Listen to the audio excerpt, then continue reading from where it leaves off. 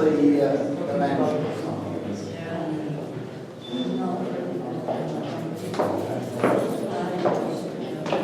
Okay, what do we have here? Depending on which theory you go by. Well, first of all, I'll tell you that in the 3rd century there was a pilgrim. Well, I'll mention again later on.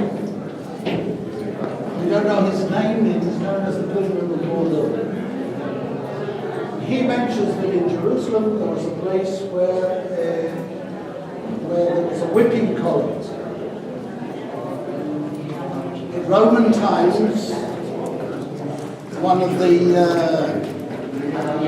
the main forms of punishment, the 2 main forms of punishment, one was whipping and then the other one was crucifixion. You've got that far, that bad, right? Apparently, during most of Roman occupation here, which lasted hundreds of years, they allowed the Jews to pray in their own style. They allowed them to lay judgment on fellow Jews if they had sinned against their religion.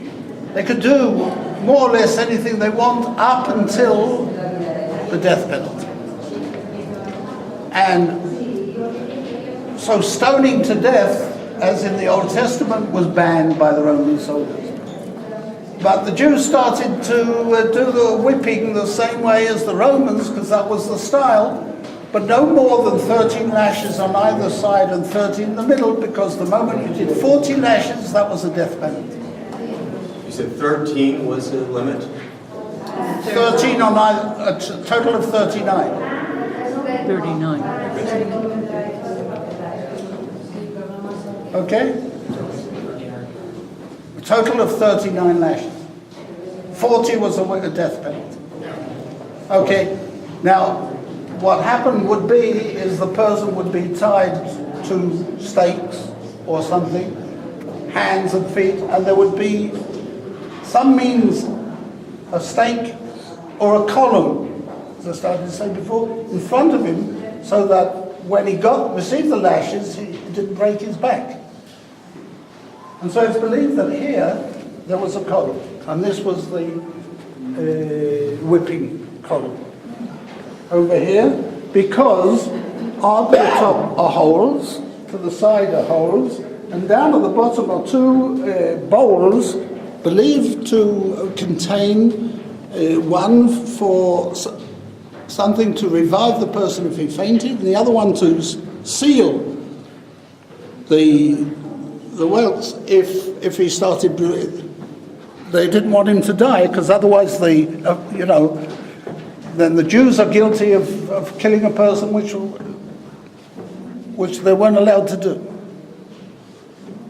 So it is believed that maybe this was the whipping column. Now, in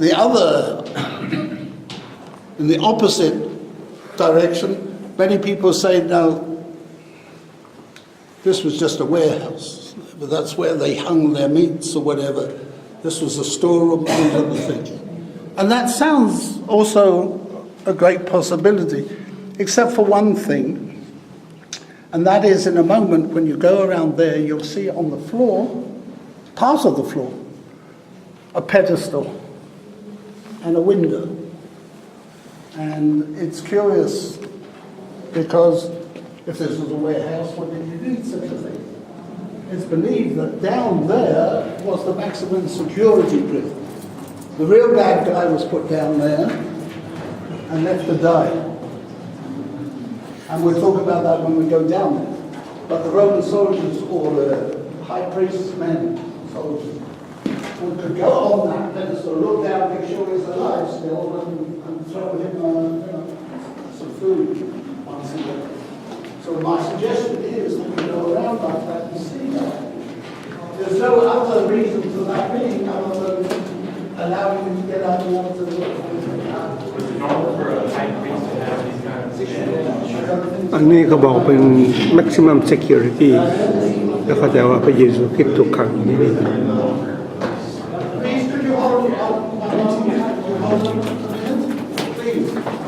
It's impossible you come in and we won't have to go out, so wait for You me. could come here. Yeah, This is where they. Wait, when you speak with you. Please go around that way.